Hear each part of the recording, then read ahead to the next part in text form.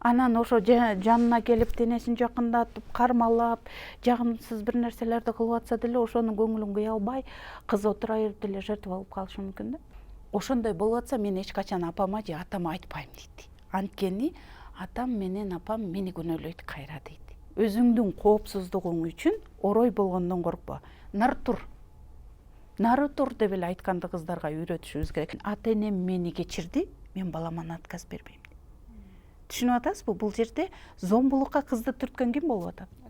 Ата эне, көрдүңүзбү? Ата эне бул темада коопсуздук эрежелерин үйрөткөн эмес. Ошо бирөөнүн колунан сок ичпе, подъездге чочун адам менен чогуу кирбе. Элементардык коопсуздук эрежелери. Сендеги эң биринчи баалуулук бул сенсиң, кызым. Сенин дене боюң. Кыздын өзүнүн самооценкасын кичинекейинен биз айтып көндүрүшүбүз керек да. Сиз суроо бердиртпей эле баардыгын айтып берип салдыңыз. Көп сүйлөп салдым. Суроосу жок, керек нерсенин баарын айттыңыз. Ар 10 мүнөт сайын дүйнөдө бир аял же кыз жакын адамы тарабынан өлтүрүлөт. Бул Бириккен Улуттар Уюмунун фемицид тууралуу соңку изилдөөсүнүн жыйынтыгы. Эл аралык уюмдардын маалыматына ылайык, Кыргызстан кыз келиндер үчүн кооптуу өлкөлөрдүн катарына кирген. Ушундай жагдайларды эске алуу менен ушундай кооптуу чөйрөдө биз кыздарыбызды кантип коргойбуз деген суроону бүгүн көтөрүп чыктык. Эфирде Эне күндөлүгү YouTube каналы, аты жөнүм Салтанат Адылбек. Бүгүнкү коногубуз гендердик эксперт, үй бүлөлүк өспүрүмдөрдүн укуктарын коргоо боюнча активист Гүлбарчын Жумабаева. Гүлбарчын айым, кош келипсиз.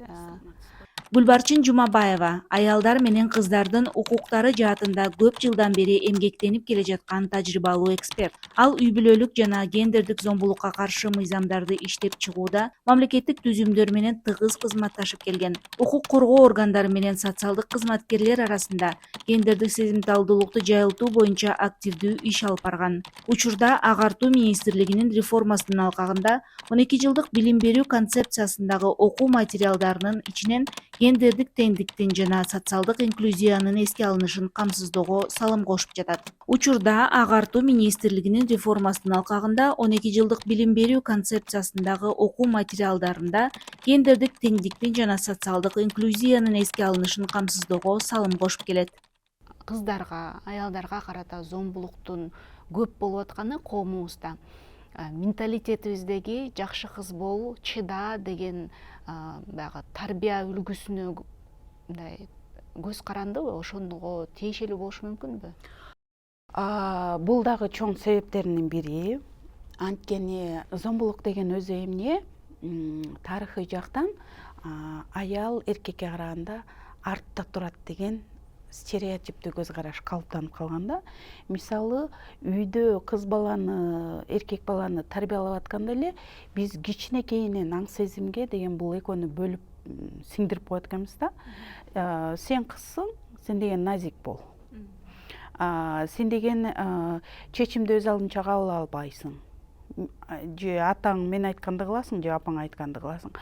Эркек баланы болсо, деген сен эркек баласың, сен ыйлабашың керек. Сен деген эркек баласың, оорубашың керек. Ал деген адам да, эркек бала дагычы, ал кадимкидей эле аял менен эркекти эмне эле айырмалап турат, жынысы эле айырмалап турат. Эркек тукум берүүчү, аял бала төрөөчү да. Биз ошо биологиялык айырмачылыгыбызга эле кирише албайбыз. Калган жерде адам катуу кайгырса ыйлагысы келет, Ошо эркек балдардын эмоциясын туура чыгарганды, эркек баланын да жардам кыйналып, жан дүйнөсү кыйналып атса, апасына келип жардам айтып ичинде бугун, атасына айтып же досуна айтып, эмоциясын чыгарганды билбей тарбиялабайбыз да. Бирөөдөн жардам сураганды тарбиялабайбыз. Эркек адам да муктаж болот жардамгачы кээде. Ошол эле кыз баланын аябай лидерлик сапаттары көп болсо, деген тиги сен далдаңдап, сен эркектей, сен кыздай болбойсуңбу, сен менин бир классташ кызым күлүп калат азыр делечи, мени атам уруша берчү, өзү аябай активистка кыз да, аябай мындай бышык кенедейинен эле кыз, азыр Италияда иштеп жүрөт, аябай өз алдынча болуп, анан мени атам дайыма урушчу дейт да, сен деген монтип эмнеге чойлуп баспайсың деп эле. Чойлган кыздарды айтып эле уруша берет, берчи үйдөн депчи. Ошондой болуп атпайбы? Биз заман өзгөрүп атат. Ошол эле кыздарды өзүнө тың болгонго, өзүнүн оюн эркин айтканга, өзүн коргой алганга тарбиялабай атпайбызбы? Кыздарыбыздын көбү мигрант болуп кетип атат, дүйнө ачылып атат, кыздар дүйнөнү кыдырып атат. Мен өспүрүмдөрдүн аудиториясында аябай көп иштедим. Иштеп келе жатам, дагы эле иштей берем, анткени Билим берүү министрлиги, Ички иштер министрлиги, анан биз гендердик эксперттер менен чогуу иштелип чыккан аябай жакшы программа бар. 8-11 класстардын өспүрүм кыздарына жана апаларына эки башка иштелип чыккан сексуалдык зомбулуктан кантип өзүн коргош керек дегенчи. Анан бүгүнкү чакырыктарды эске алганбыз да, ошондо деген республиканын ат башыда да окудум, Ошто да окудум, Баткенде аябай мындай суроо талап көп да, администрация өзү чакыртып да окутат да. Ошондо мен кыздар менен сырдашам да, анткени деген биз кыздарга сабакты өткөндө эч бир чоң адамды кошпойбуз. Эжекелери отурат, социалдык педагогдор, апалар менен кыздарды кошпойбуз, анткени апанын көзүнчө ачыла алышпайт. Ошондо мен кыздардын аудиториясынан аябай көп сөздөрдү уктум да. Мага көчөдөн бир машинадан бала тийишип атса, айылдаш чоң бала WhatsApp'тан порно сүрөттөрдү жиберип атса, бир жаман нерселерди мага сунуштап атса, кел эч кимге айтпай бир нерсе кылабыз аркы берки дегенди, бул уже коркунуч да. Анын жеке баягы жыныстык кол тийбестигине коркунуч, зомбулук башталып атпайбы? Ошондой болуп атса, мен эч качан апама же атама айтпайм дейт. Анткени атам менен апам мени күнөөлөйт кайра дейт. Мектептеги мугалимдерге эч качан айтпайм дейт, идеяңге эч качан айтпайм, анткени алар бүт ошо мектепке бүт жайып жиберишет дейт. Анан балдар өздөрүн, өспүрүм кыздар өздөрүн жалгыз сезишет экен, подружкама айтам дейт. Анан мен сабак өтөт айтам да, ошо дос кызыңыз сиздей эле, жетил элек, кантип сизге туура жардам беришти билбеген бала. Түшүнүп атасызбы? Сиз чоң адамдарга, ишенимдүү чоң адамдар бар. Ал сиздин класс жетекчиңиз, эгер үйдөн айткыңыз келбей атса, класс жетекчиңиз купуялуу түрдө сизге жардам берет. Ошол эле соцпедагог идеяң жардам берет деп айтабыз да. Анан тиги ошолор айтат да, бизде үйдө ата энебиз жакшы сөздөрдү мындай: сен кызым кыйгынсың, сен периштедей болуп чоңоюп келе жатасың, атасы көп айтыш керек экен, сен кызым аябай сулуу кызсың, сен деген билимге умтул, мен сени аябай жакшы көрөм деп ата эне кыз балага да эркек балага да айтпайт экен. Анан өспүрүм курагында ошону издегенде бала, кыздар айтып атышпайбы, биз деген мажбурбуз жанагы инстаграмдагы тиги отурган жаман ойлуу адам деген эмнени айтат. Бүгүн ошо кыздын мектепке келгенин көрбөсө да, мен сени бүгүн көрдүм. Сен аябай сулуу болуп келиптирсиң бүгүн мектепке. Же сен чоңоюп калыптырсың, аябай сулуу болуп калыптырсың, күндөн күнгө сулуу болуп келатасың деген сөздөрдү айтат дейт. Анан биз ошолорго кантип тартылып кеткенибизди билбей калабыз дейт. Түшүнүп атасызбы? Анан бул деген биздин үй бүлөлөрдө ата эненин ата энелик милдетин аткарууда аябай чоң көйгөй да. Мисалы, бала менен сүйлөшүү, окууларың кандай? Кандай барып келдиң? Жакшы эле барып келдиңби мектепке? Эч ким тийишкен жокпу деп коебуз. Муну менен чектелбеш керек да. Күнүң кандай өттү? Ошо баланын жаш курагы кандай болсо, ошо биз баланын жаш курагындагы темаларды балага көп сүйлөсөк, бала менен ата эненин ортосундагы ошо өспүрүм курагындагы кыздар менен, мисалы, мен апаларга дайыма айтат элем да, ошо эл аралык деңгээлде дагы окуулардан көп өткөм. Анан ошондо баягы жабырлануучулар менен көп иштейбиз да, ошо жабырлануучулар менен кантип туура иш алып барыш керек жаатында окууларды өткөндө мага эл аралык деңгээлдеги мыкты адис мисалы минтип үйрөткөн да: эгер сен 15-16 жаштагы кызыңдын ишенимдүү адамына айлангың келеби? Сен кызың 12-ге чыккыча, 13-кө чыккыча сен апа болуп келсең, сен кызың 12-13-кө чыккандан кийин сен анын досуна айланышың керек. Анан биз досуна айланганда кандайбыз? Минтип баягы ортодогу көрүнбөгөн айнекти кармап турабыз да. Кандай барып келдиң школго? Алдыгынча боёнбосоң боло. Алдыгы ырайың кантет, бүгүн мектепке эмне болуп баргансың, Кел чайыңды ич. Кечке уктабай тур. Бизде ушундай болуп атпайбы? Бүгүнкү күндө мындай мобилдүү заманда, интернеттин, глобалдашуунун заманында жашап атпайбызбы? Биздин балдарыбызды коргой албайбыз. Биз анткени интернетте, жанагы инстаграмда көп убакытын өткөрүп атат, анан жанагы кара ниет адамдар бизден жакшы сөздөр сүйлөп атпайбы? Ошо адамга берилбеш үчүн биз мынтет, сиз канчалык жумушуңуз көп болсо дагы, сиз аябай тим эле крутая специалист, укмуш специалист болуп кетсеңиз дагы, дем алыш күнүңүз болобу, бош күнүңүз болобу, ошо 12-13 жаштан баштап эле 14-15 жаштагы өспүрүм кызыңыз үчүн дасторкон жайыңыз. Ашканаңызды жашынакай жууп тазалап, ошо кызыңыз кайсы тамакты жакшы көрөт, кызыңыз кайсы таттууну жакшы көрөт, кызыңыз мисалы 14-тө деп коелу, 8-класс.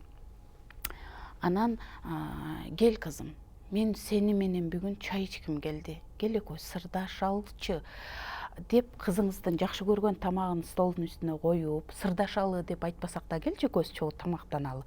Сен жакшы көргөн тамакты мен да жегим келип атат бүгүн, көрдүңбү, жазадым. Сенин жакшы таттууң деп анан баягы ашканага алып кирип алып, анан мен сен үчүн баардык аракеттерим, отур момундай, эмгегимди билсең, экөөбүз ушинтип тамактаналы дебестен, кызым кел экөөбүз тамактаналычы деп ал жакшы көргөн нерселерди столдун үстүнө коюп, анан сөздү 14, 13, 14 жаштан өткөлгө уракта эмне башталат?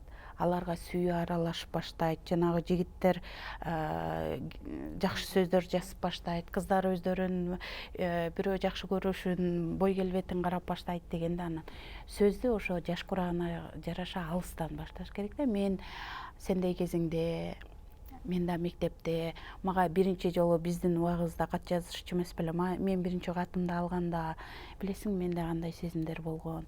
Мен уялып кеткем да, анан мен мындай болгом да деп, ошо кыздын жаш курагы, ошо кыз ошо кайсы куракты башынан өткөрүп атса, анын сезимдерине окшош сезимдер менен сүйлөсөңүз дейт. Апам деле мендей болгон турбайбы? Апам деле мендей бала болгон турбайбы? Биз көбүнчөсү жанагы мындай өтө мындай зыңкыйып эле азыркы абалыбыздай ушунча эле асмандан түшүп калгандай балдарыбыз элестетет да. Жок, биз дагы бала болгонубузду, бизде дагы ал башынан өтүп аткан ой сезимдер болгонун бала менен ошентип өзүнчө чай даярдап алып сырдашса, бала ачылат экен. Бала ачылат экен дагы, анан баланын ишенимдүү адамына айланат экенсиз.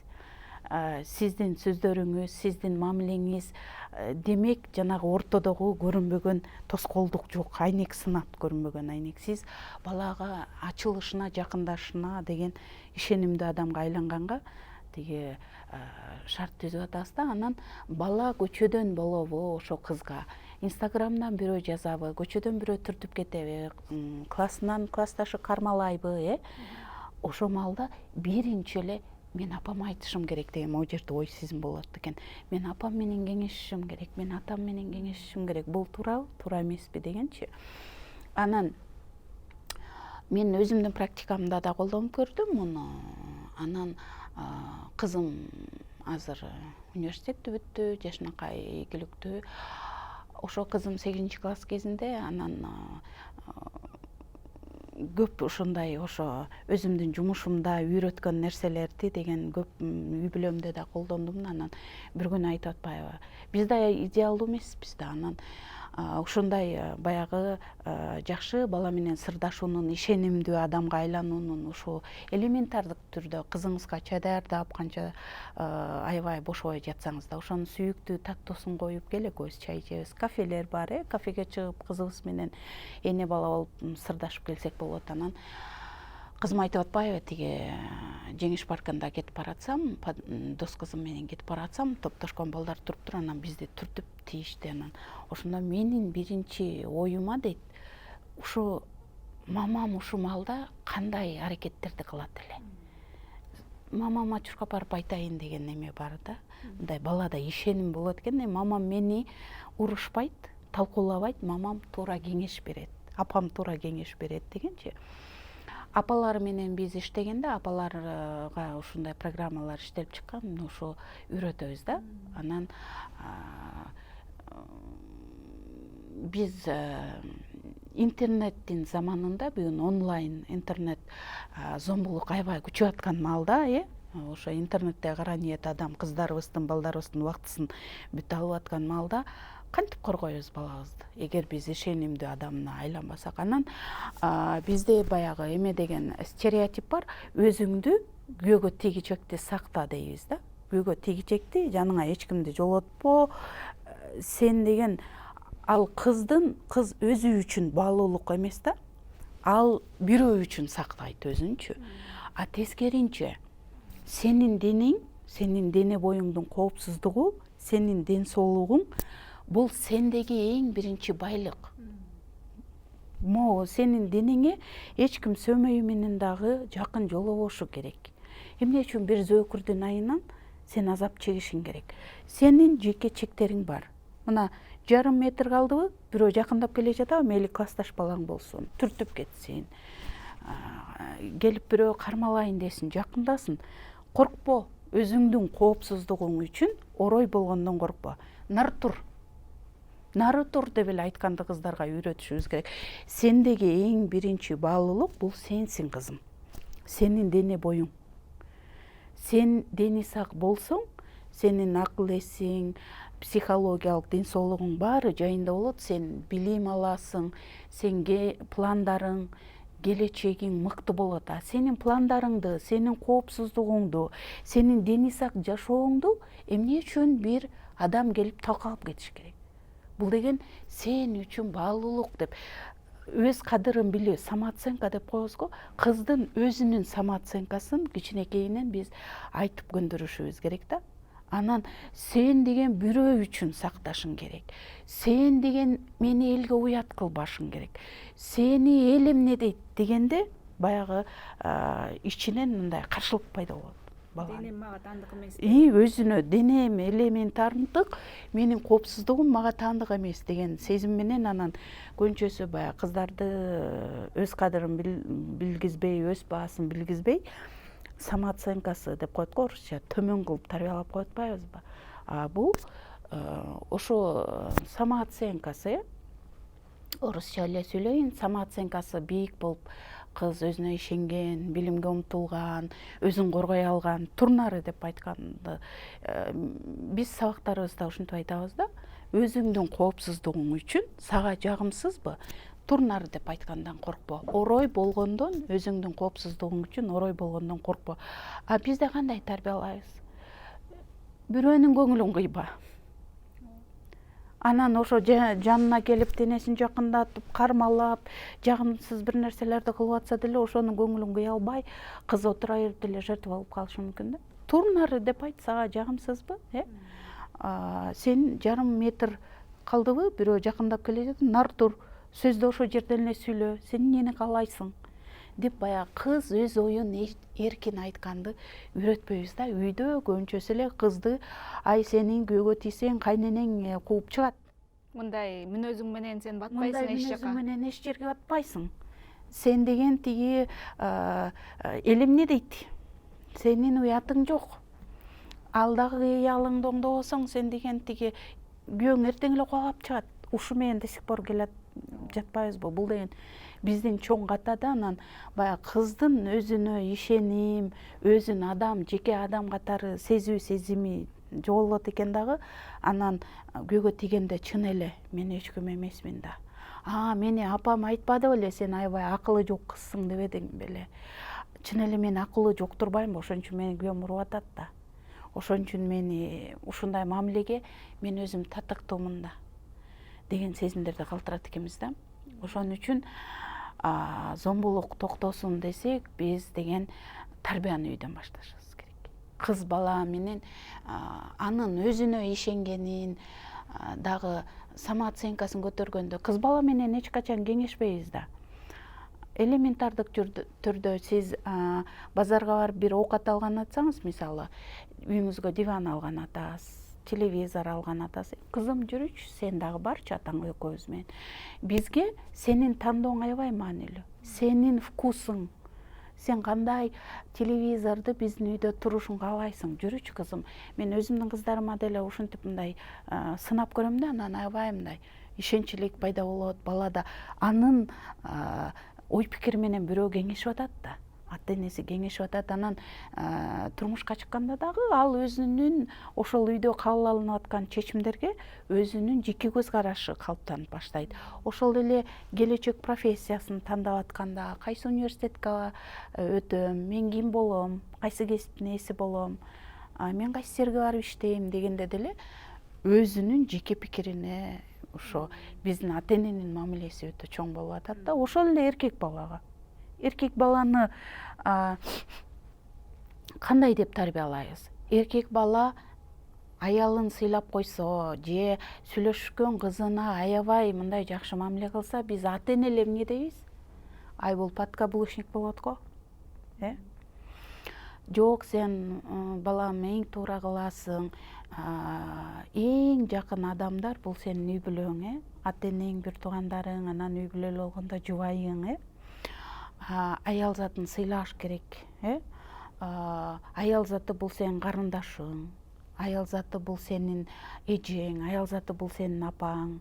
Анткени деген ага зомбулук кылганда деген анын жан дүйнөсү аябай ооруйт. Биринчи психология өмүр бою жабыркайт, зомбулуктун кайсы түрү болсун аял затына карата. Жана биз гендердик сезимталдуулук боюнча сабактарды өтөбүз деп атпайбызбы? Мисалы гендердик зомбулуктар, кайсы зомбулуктар? Бул деген үй бүлөлүк зомбулук, аялды уруу. Анткени ошол үйдө бала тарбияланып атпайбы? Баланын психологиясы жабыркайт. Аялды ургандан мурун дагы биринчи анын психологиясы жабыркайт да. Урулуп, сабалып, басынып, ыйлап турган аял кандай баланы тарбиялайт? Өзүнө ишенген, күйөөсүнүн сүйүүсүнө балкыган, бактылуу аял кандай баланы тарбиялайт? Көрдүңүзбү, айырмасы чоң да. Анан экинчи гендердик зомбулуктун түрү кайсы? Бул деген балдар никелери. Кимди 18-ге чыгарбай күйөөгө берет? Кайра эле кыздарды. Анын организми жетил элек, анын психологиясы жетил элек, элементардык түрдө, мына биздин генофондко эмне үчүн доо кетип атат? Демографиялык баягы гендердик стратегия кабыл алынганда биздин калк дандуу, дени сак балдар төрөлүш керек да бизге. 10 жылдан кийин, 20 жылдан кийин биздин демографиялык абалыбыз кандай болот? Кайсы кандай муун өсүп жетилет дегенди гендердик стратегияда алдын ала каралат да. Ошондо анан биздин өкмөт тапшырма берген саламаттыкты сактоо министрлигине. Эмне үчүн генофондубузга доо кетип атат? Эмне үчүн мындай балдарда мисалы ар түрдүү патология менен көп төрөлүп атат да? Мисалы аз салмактуу болуп атат, бою кичинекей балдар болуп атат, мисалы ар түрдүү жүрөк кемтиги, ар нерсе деген. Баланы ата эне дени сак, ошо ар бирибиздин тилегибиз да, дени сак чоңойтуу, дени сак төрөп өстүрүү деген. Анан 20-га чейинки келиндерде аябай ден соолугунда өзү аз кандуу экен көрсө, ошонун өзүнүн салмагы жетпейт экен көрсө деген. Демек анан биздин өкмөт бир 3-4 жыл изилдеп туруп, анан 18 жашка чейинки никелерге тыюу салыш керек экен. Бул деген ошо билимдүү эне биринчи ден соолугуна ал кыздын психологиясы өсүп жете элек экен, организм өсүп жете элек экен. Организм психологиясы өсүп жетилбей турса деген, ал каяктагы үй бүлөлүк милдеттерди көтөрө алат? Ажырашуулар каяктан болуп жатат? Психологиясы жабыркап турса, анан билими жок эне аз камсыз үй бүлөлөрдүн катарын толуктайт. Дайыма күйөөсүнөн көз каранды болот. Ал иштесе дагы кара жумуштарда иштейт. Дипломуң жок болгондон кийин кара жумуштарда иштейсиң да. Мына ушунун баарын карап туруп, анан ошо мыйзам кабыл алынганда гендердик зомбулуктун экинчи түрү ошо балдар никелери, үчүнчү түрү алып качуу. Бул деген алып качуу деп сүйлөшүбүз керек. Бул никеге туруу максатында адамды уурдоо. Ар бир кыз баланы дагы ата эне мыкты тилек менен багып чоңойтот, уул баланы дагы келечегим деп чоңойтобуз. Анан аны эле бирөөнүн машинасынын тетигин уурдап кетип аткандай эле бирөө алып кетет. Бул деген кылмыш да. Бүгүнкү күндө Кудайга шүгүр кылмыш бул. Анан 4-нчү түрү мажбурлоочу никелер. Мажбурлоочу никелерди азыр аябай көп болуп атат. Биз аймактарга барганда айтып калат, ошо балдар никелерин алып качууну тыюу салып койгондон кийин мажбурлоочу никелер. Ал кандай болуп калат мажбурлоочу? Мажбурлоочу никелер мисалы кызды алып качып келдиби, кимдер отургузат бизде? Жеңелер, аялдар өзүбүз отургузабыз, күчкө салып отургузабыз. Бирөөнүн кызын бирөө менен тааныштырып, жакса жакпаса деле кудалады кылып ушундай никени кургандар көп. Ата эне сүйлөшүп туруп, мына ушу кыздын өзүнүн болочок жубайын тандоо укугун бузуп жасаган аракеттердин баары бул мажбурлоочу никелер болуп эсептелинет да. Анан 5-нчи түрү сексуалдык зомбулук. Сексуалдык зомбулук көбүнчөсү кризистик борборлорго кайрылганда ушу аялдар аябай ыйлап айтып беришет, үй бүлөлүк зомбулук аркасынан сексуалдык зомбулук менен коштолот. Ошол эле бул жынысына карап жазалып атпайбы? Мисалы, ушу мен санап өткөн гендердик зомбулуктун 5 түрү тең жынысына карап. Кыздын кыз болуп төрөлгөндүгү үчүн кыз бала күнөөлүү эмес да, Мен мисалы кызымды ардактап өсүп чоңойтсом, мен кызымды бирөө алып качпаш керек, Мен кызымдын келечегин тандоо укугу бар. Кайсы билимди алат? Болочок жубайын кандай тандайт, Анын келечеги кандай болот? Тандоо укугу бар, жок. 18-ге чыгарбай эле күйөөгө берүү балдар никелери. Көрдүңүзбү?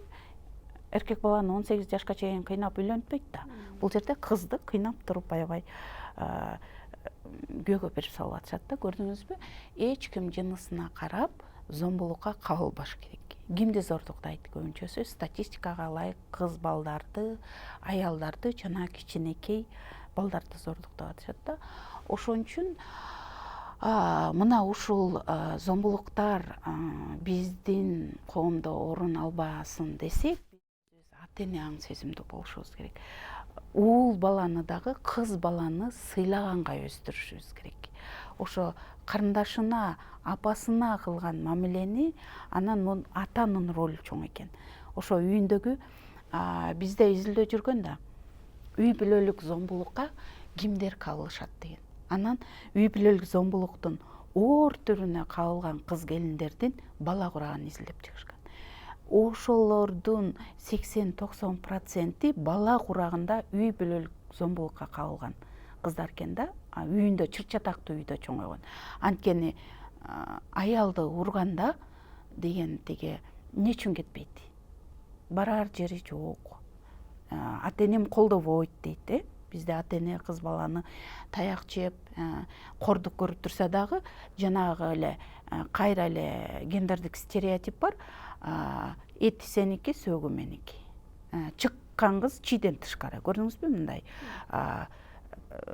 эмеге басынта турган гендердик стереотиптүү макалдар, көрдүңүзбү? Биз муну мисалы кызга 40 үйдөн тыюуну кызга 40 үйдөн колдоо деп, ар бир үйдө кыз балага карата урматсый менен мамиле болуп турса, бизде Кыргыздын деген түпкү тарыхында бар да.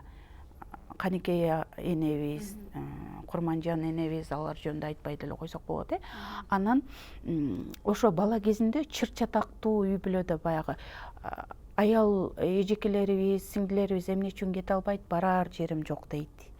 Колдогон эч ким жок дейт. Ата энеси колдобойт.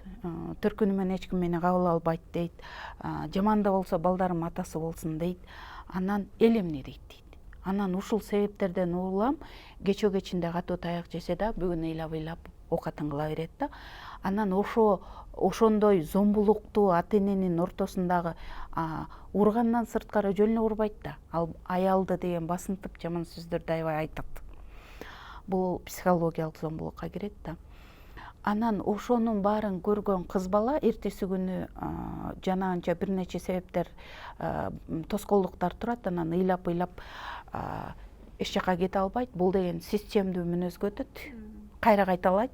Баягы өзүн жазасыз сезген эркекчи кайра кайталайт. Анан муну көргөн кыз бала аң сезими нормалдуу катары кабыл алат экен. Нормалдуу мамиле. Эгер сиз үйүңүздөн кызыңызга дайыма жаман сөз айтасыз да, сен ким элең? Турчу нарай кыз. Сен саат 10го чейин эмне уктадың? Отурчу тетияка. Сага эч ким сүйлөгөн жок дейбиз го.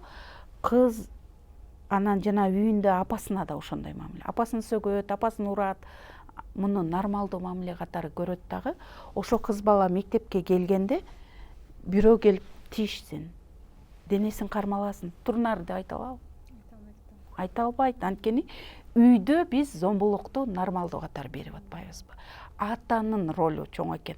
Ошо кызым эртең көчөдөн бирөө кармалай турган болсо, дене боюна кол сала турган болсо, WhatsApp'тан порно сүрөттү жибере турган болсо, эч кимдин менин кызыма WhatsApp'тан порно сүрөттү жибергенге, жыныстык маанидеги сөздөрдү жазганга эч кимдин акысы жок да. А бул жерде деген ошону кылып атса, кыз бала мунуң туура эмес, мунуң кылмыш, нары тур деп жардам сурап бизге да айтпайт, айта албайт. Аны норма катары көрүп, кызга ушундай мамиле кыла берсе болот экен деп, анан көбүнчөсү жана сексуалдык зомбулуктан зыян тартып атышат, зомбулуктан аял заты зыян тартып жашап атат да. Ошон үчүн эң чоң зомбулуктун себеби болгон мити бул деген жана стереотиптүү мамилелер, гендердик стереотиптүү чыккан кызга, анан кыз баланы дагы тарбиялаганда бул бирөөнүн бүлөсү деп коебуз го. Бул бирөөнүн бүлөсү, бул менин кызым да, мен төрөдүм да, мен ага билим беришим керек, мен анын ошо кызымдын эле дени сак чоңойгонго мен жооптумун, ден соолугун жылда текшертишим керек, гемоглобини канча текшертишим керек, ошо кызымдын психологиясы таза. Бул зомбулуктуу мамиле, бул менин жашоомдо зомбулуктуу мамилеге орун жок. Менин жашоом бакубат болуш керек деген аң сезимди бербей атпайбызбы? Анан ошондуктан үй бүлөдөгү зомбулуктуу мамилелерден улам аны аң сезим нормалдуу катары жазып алат экен дагы. Анан ошо кыз бала келечегинде баягы турмушка чыгаарында, жигит тандап атканда, болочок күйөөсүн тандап атканда жакшы эле зомбулуктуу психологиядан эркин мыкты жигиттер келип сөз айтса дагы жок, кыз бала барып туруп зомбулук жасай турган адамды тандайт экен. Анткени аң сезим зомбулукту нормалдуу катары сиңирип алган да, анан ошондой адамга турмушка чыгат. Үлгү ошондой. Аң сезим жетелеп барат экен да. Ал кыз бала өзү күнөөлүү эмес. Анан эркек бала да точно дал эле ушундай болот экен. Чыр-чатактуу үй бүлөдө аялды басынткан, урган, жаман сөздөр үйдө кайталанган, анда психологиясы талкаланып атат да. Анан ошо бала, ошондой үйдө тарбияланган эркек бала эртең бир максат кое алабы? Анын психологиясы көчөдөн бирөө менен мушташпаган, мындай тынч, өзүнө ишенген, карама каршылыкка, орусча айтканда конфликтке барбаган психология болуп калыптанабы? Жок. Ал дагы үйдөгү чыр-чатактан улам көчөдөн бирөө менен мушташат. Эч кандай максат койбойт, ичкиликке берилип кетет, жаман жанагы заттарды колдонушу мүмкүн. Эгер үйдө чыр-чатак дайыма болуп турсачы, биз үйдөгү чыр-чатак менен эле балабыздын келечегин талкалап атабыз. Ата менен эне жоопкерчиликти сезбей жатат да бүгүнкү күндөчү. Анан кризистик борборлордо да көп иштедим. Анан ошондо анонимдүү түрдө психологко келишет эркек адамдарчы, бир ажырашып, эки ажырашып, бирок үй бүлө кургусу келген, анан үй бүлөсүн сагынып, кайтаргысы келгендер өзүмдү оңдоюн деп келет да. Ошондо мындай ыйлайт да, менде деле үй бүлө бар болчу, аялым эртең менен жумушка кетет, мен жумушка кетем, балабызды бакчадан алып кечинде эл катары эле барыбыз жумуштан кайтабыз. Бирок ушундай эле ичиме бир нерсе толбой эле, кычкырдагым келип эле, аялыма тийишким келип эле, урдум, бир урдум, эки урдум, кетти. акыры түшүнбөйт өзүм эмне кылып атканымды түшүнчүмесин дейт. Азыр мен психологко 3-4 жолу келгенден кийин могу ичимдеги жаман кара күч кайдан пайда болгонун билип жатпаймынбы.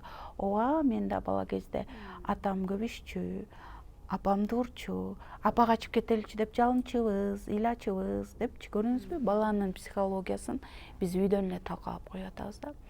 Анан ошентпеш үчүн ата менен эненин жоопкерчилиги, биз ошон үчүн жана үй бүлөлүк зомбулук жасаган адамдарды 177-берене кылмыш жаза кодексинде 177-берене 5 жылга чейин эркинен ажыратуу каралды. Жана көгала кылып урат го, мына ошо денеге оор же жеңил залака келтирсе, бул 177-берене кылмыш жаза кодекси 5 жылга чейин эркинен ажыратылат да. Эмне үчүн мамлекет мындай катаал чараларга барып атат? Анткени ошо өзүнүн келечегин, баласынын психологиясын, аялдын психологиясын талкалап аткан эркек адам түшүнбөсө, мамлекеттин алдында жоопкерчилик сезиш керек. Мамлекетке да ден сак балдар керек да. Психологиясы таза балдар керек, зомбулуктан эркин, билимге умтулган, Биз бүгүн мектепте бардык балдар жакшы окуса экен деп мына реформа болуп атат, билим берүү жааты, Ошо мамлекет мага эмне кылды дебей, мен мамлекетке эмне кылдым? Эң жөнөкөй салымы мамлекетке жарандын ден сак балдарды тарбияласын. Психологиялык жактан дени сак баланы тарбияласын, зомбулуксуз үй бүлөнү курсун, бактылуу балдар, анан бактылуу келечекке умтулат да, билимге умтулат, анан ыйлап, түнү менен уктабай, тиги чыккан бала, психологиясы талкаланган бала эртең мектепке барганда сабакты ойлойбу? Анткени менин бир таанышым айтып атпайбы, көп жыл болду, анан түнү менен күйөөм уруп чыкты дейт. Өзүбүздүн бөлмөбүздө эле болчубуз дейт, анан ошону балам угуп чыкты деп ойлогон эмесмин дейт да. Көрсө, балам түнү менен угуп, ыйлап, переживать этип чыгыптыр дейт да. Анан эртеси күнү мектепке директор чакыртты дейт. Анан көрсө, бала мектепке барып туруп, жана холдогу диванга уктап калыптыр. Анан эмне болду деп, бул жерде бала эмне уктап жатат деп, анан алып кирип, анан директор сураса эле бакырып директорго жарылыптыр да. Анан түндө атам, апамды уруп чыкты депчи. Көрдүңүзбү, мындай үй бүлөлүк зомбулук болгондо биз баланын психологиясын да талкалап атабыз, анын билим алуу укугун да талкалап атабыз. Түнү менен уруш, эгер аял физикалык жактан таяк жеп чыкса, баланын, ошол үйдөгү улгайган адамдын психологиясы талкаланып чыгат таң аткачачы.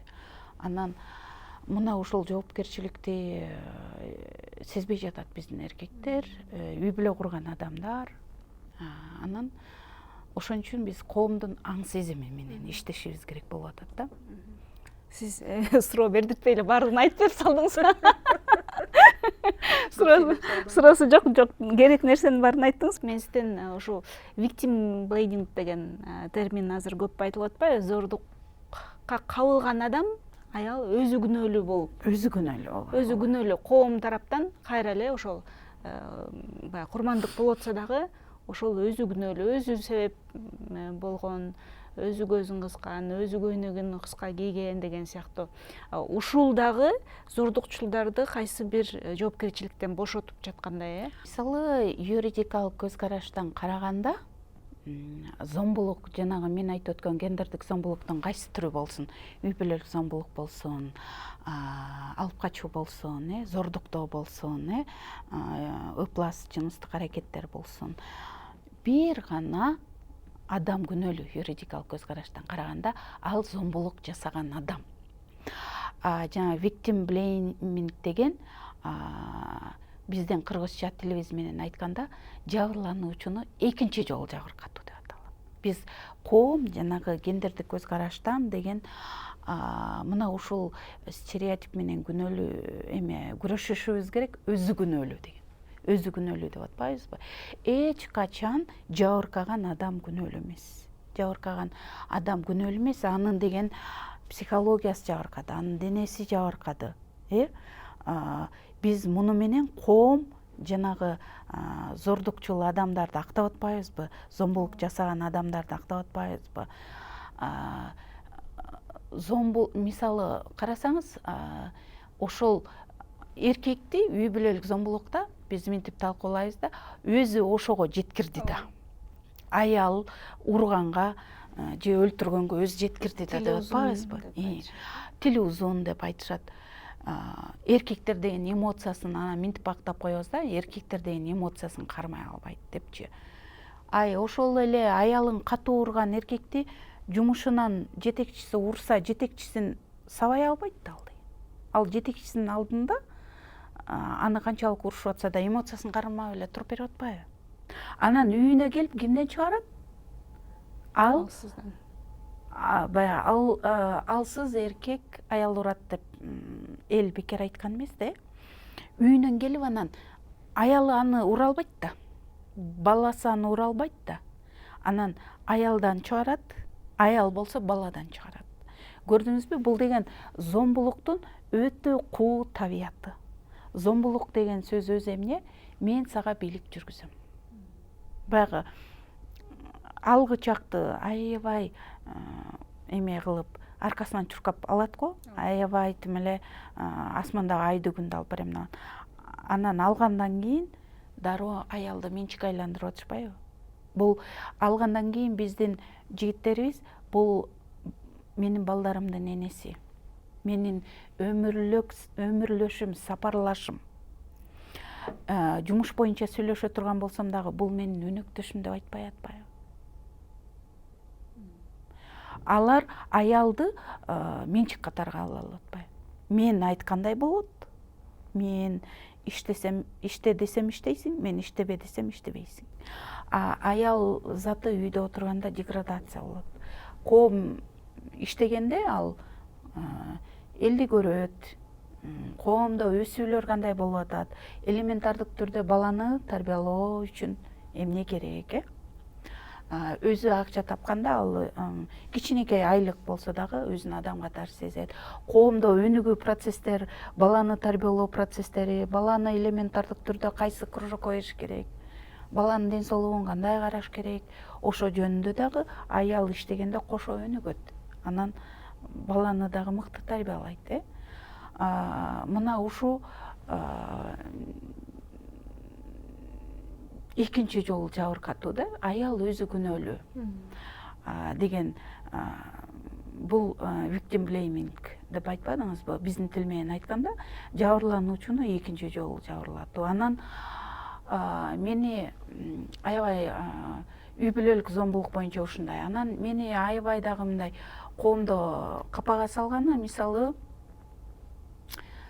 жыныстык коопсуздук. Мен жана айтып өтпөдүмбү? Менин денем бул мага гана тиешелүү. Кыз баланы сенин ден соолугуң жана сенин коопсуздугуң сен үчүн баалуу деп тарбиялашыбыз керек. Сенин жаныңа эч ким сөмөйү менен да жакындаганга акысы жок. Жарым метр бирөө жакындап келе жатат, вот жарым метр тур нары. Сага эмне керек? Өзүңдү коргош үчүн орой болгондон коркпо. Өзүңдү башыңды бийик көтөрүп, ачык айтып, нар тур, ушул жерден сүйлө деп тарбиялаш керек деп атпайбызбы? Анан бул темада ата эне сүйлөшпөй атпайбы? Кыз бала менен үйдөнчү. Интернет сүйлөшүп коюп атпайбы бүгүнкү күндө? Анан кыздарыбыз төрөп баланы ыргытып атышат. Мында кимди күнөөлөп калып атат коом? Аялды. Кайра эле ошо кызды, баланча жерге төрөп таштап кетиптир, мусоркага таштап кетиптир деп атпайбы? Эч ким аны ошо боюнда кылып таштап кеткен эркекти талкуулабайт. Эч ким буга эмне себеп болду деп талкуулабайт. Ошо мен адис катары ошо кыздар тиги кыз менен бул темада, ошо коопсуздук темасында, жыныстык коопсуздук темасында эч ким сүйлөшкөн эмес деп ошо кыздардын ата энесин күнөөлөйт элем. Кызым, могул эрежелер бар, коопсуздук эрежелери. Сага эч ким сага жагымсыз нерселер жасаганга акысы жок. Ачык айт, качып кет, жардам сура деген 3 принцип бар. Жок деп айтканды да жок деп айтканды үйрөтпөйбүз элементардык түрдө. Анан Жанагы 2 жыл мурун кыздар кайра төрөп таштап атышты. Ошондо 18 жаштагы биринчи төрөгөн кыз айтпадыбы? Мен ата-энем мени кечирди, мен баламан отказ бербейм. Түшүнүп атасызбы? Бул жерде зомбулукка кызды түрткөн ким болуп атат? Ата-эне, көрдүңүзбү? Ата-эне бул темада коопсуздук эрежелерин үйрөткөн эмес. Эгер зомбулук болуп кетсе, ар түрдүү кокустук болот, ар түрдүү кырсык болот. Эгер сага бирөө зомбулук жасап кетсе дагы, зомбулуктан кийин жашоо бар, кызым. Мага келип айт. Мен сага жардам бере алам. Депчи, мисалы зордуктоодон кийин мындай принцип бар: алгачкы 72 саатта врачка бара калыш керек. Алгачкы 72 саатты өткөрбөй врачка бара калганда, врач, ал сөзсүз эле гинеколог болушу мүмкүн эмес. Кайсы гана врач болсун, ал билет. Алгачкы 72 сааттын ичинде таблеткаларды берет. Ал ВИЧ бүгүнкү күндө коркунуч бар. ВИЧтин алдын алуунун, күтүүсүз кош бойлуулуктун алдын алуунун жана жыныстык жол менен жугуучу ооруларды алдын ала турган дарыны зордуктоодон кийинки алгачкы 72 саатта ичиш керек. Ошол маалда ичип үлгүрүп калыш керек да. Зомбулуктан кийин дагы эгер зомбулук болбосун, кыздарыбызды максималдуу колдошубуз керек. Бирок зомбулуктан кийин дагы жашырбай, мага келип айт, кызым. Мага айта албасаң, врачка бар. Ошол эле класс жетекчиңе айт. Ошол эле социалдык педагогко айт деген сөздөрдү же тайжеси менен жакшы, же тайнеси менен жакшы, же чоң апасы менен, чоң адамдардан жардам убагында сураганды кыздарга үйрөтпөйт экенбиз да. Өткөндө мага дагы бир кыз чалган экен, WhatsApp'тан жаза баштады, анан ошо азыр жанагы таблеткадан да кошуп коет атпайбы, аябай мындай коом болуп атабыз да. Ошо бирөөнүн колунан сок ичпе, бирөөнүн колунан спирт ичимдиктерин ичпе, кызым, деген коопсуздук эрежелерин ата-эне айтпай атпайбы. Анан ошо эже ушундай кырсык болду деп жардам берип коюңузчу. Ата-энеме айткандан коркуп атам, деди да. Канча күн болду десем, 3 күн болду. Дароо врачка бар. Дароо врачка барсаң, могу таблеткалар жазып берди. Уже врачка барып келдим дейт. Врачка кайра барса, кеч болуп калды, 72 саат өтүп кетти деп айтыптыр да. Вот жакында эле май айында болду бул окуя. Укук коргоо органдарына билдирдик, сот медициналык экспертизадан өткөрдүк да. Бирок ата-энеме айткандан коркуп атам деп, анан кыз изденип, анан бирөөлөр беришкен экен менин номерумдучу. Анан мен адис катары туура жардамымды уюштурдум. Дароо соттук медициналык экспертизага барып, укук коргоо органдары менен иштештик. Анан көрдүңүзбү, сенин коопсуздугуңа эч ким кол салбашы керек. Бирөөнүн колунан суусундуктарды дагы ичпе, спирт ичимдиктерин да ичпе, бирөөнүн колунан эч нерсеге ичпе деп, өзүңө ишеничиликтүү бол, кызым. Өзүңдүн жаныңда дайыма акча жүрсүн деп, бир ашыкча 100 сомду кыз баланын чөнтөгүнө ата-эне салып коюш керек да. Анан машиналарга түшпө.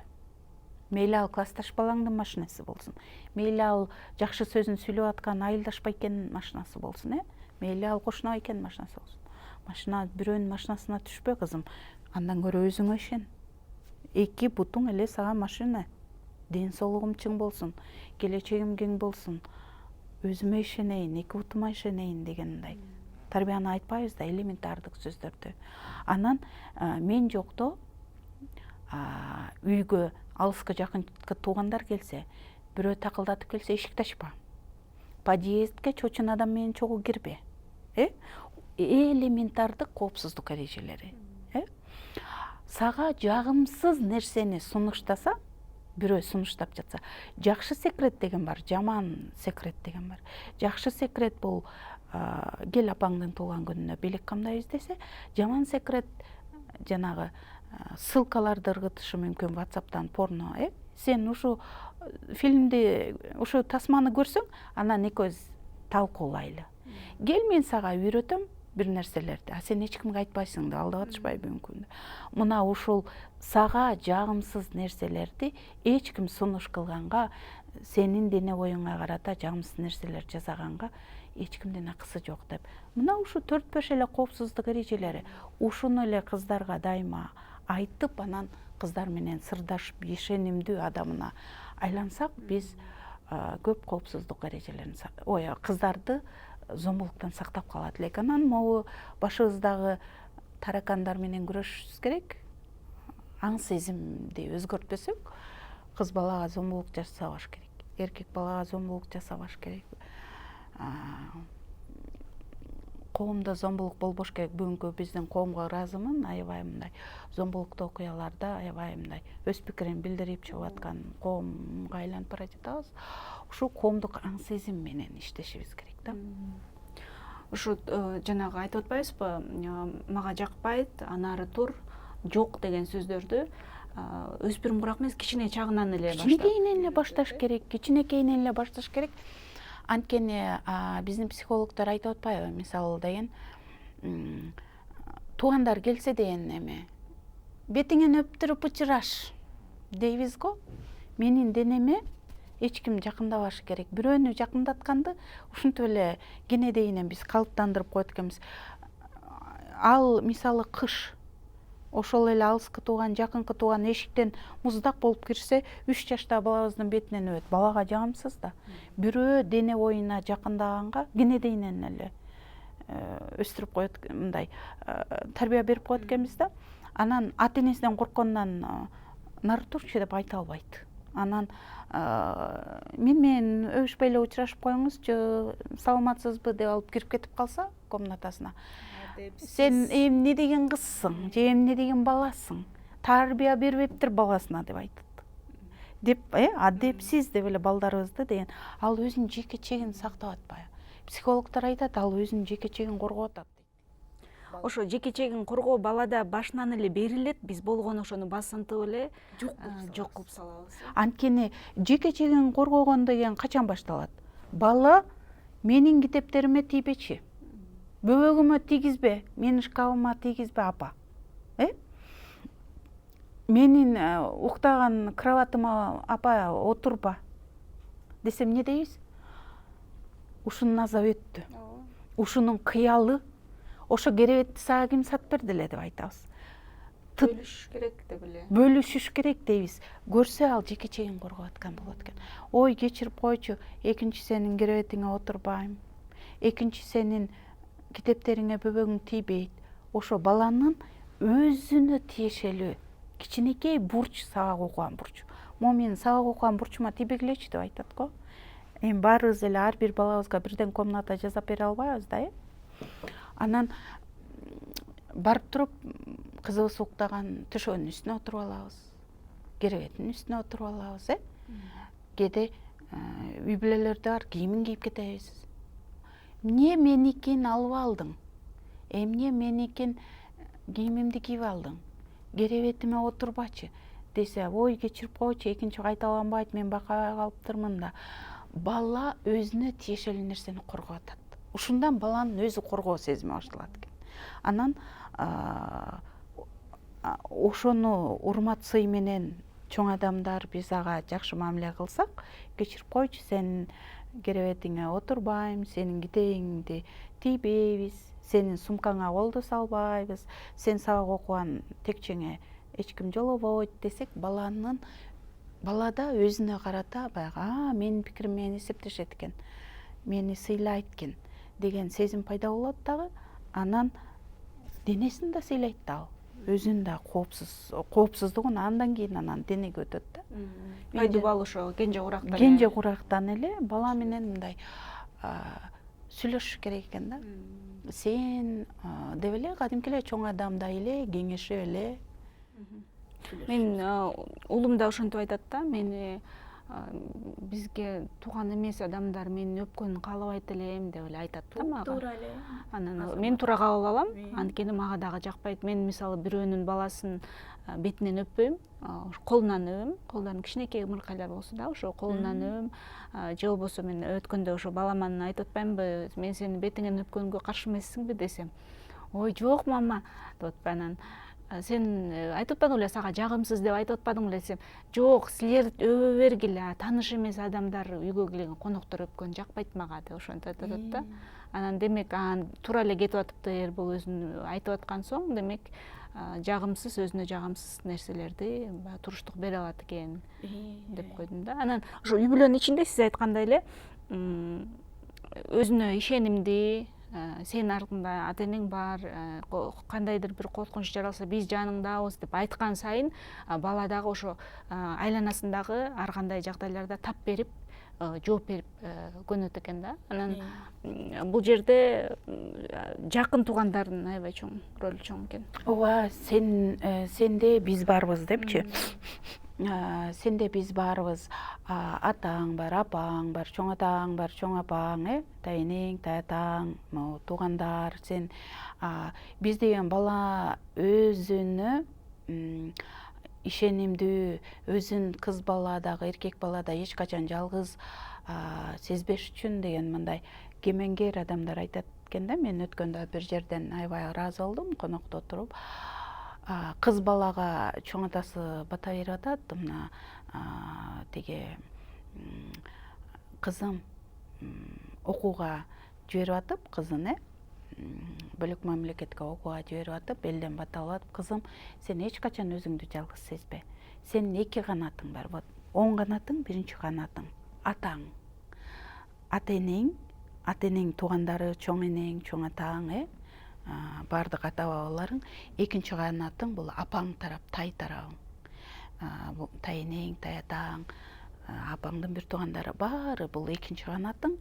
Булар сени деген экинчи канатың болуп коргоп турат. Сен жардам керек болсо ачык айт. Менин эки канатым бар деп бизден сура. Дайыма мен жалгыз эмесмин. Менин деген колдоп турган ата тегим бар, тайке журтум бар, ата бабам бар, туугандарым бар, эң жакын туугандарым бар, чоң атам, чоң энем бар деп деп ошондой бата бергенде аябай ыраазы болуп, аябай мындай өзүмө үлгү алдым да. Бул деген көп жерде айтылбайт. Бизде деген жана стереотиптик көз карашта кыз баланы, эркек баланы да жалгыз сездирип чоңойтуп коебуз да. Мен ата эне только өзүбүз эле. Ошол эле сенин чоң аталарың, чоң апаң, сенин деген сени колдой турган, сага дайыма жакшылык тилей турган, сенин ийгиликтериңе сүйүнө турган адам. Ошол эле тайэнең менен таятаң, тайэке журтту көбүнчө бизде стереотип бар да. Булар деген тиги алыс, буларга көп жолобо деп даже стереотип менен тарбиялап коебуз го, мындай бөлүп, ата менен эненин туугандарын да бөлүп тарбиялап коебуз да. Биз бала өзүн ишенимдүү сезиш үчүн сен эч качан жалгыз эмессиң деп тарбиялашыбыз керек да. Анан жана эле кыз балдар ошондон эле зомбулукка кабылып атышпайбы?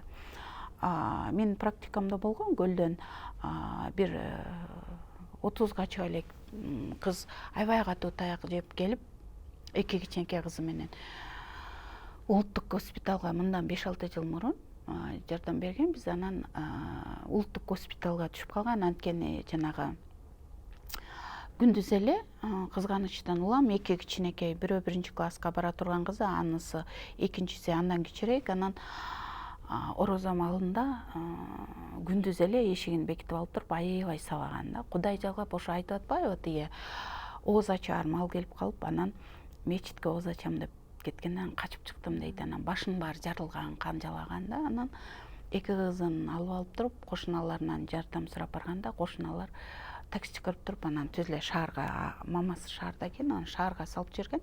Такси болсо мамасыныкына жетпей улуттук госпиталга түз алып келип, ушундай эми ошо кыздын таяк жеген абалын көрүңүз, улуттук госпиталга алып келип оор абалда түшүргөн да. Анан госпиталдан аябай дарыланып, башы жарылган, аркы берки, анан дарыланып, анан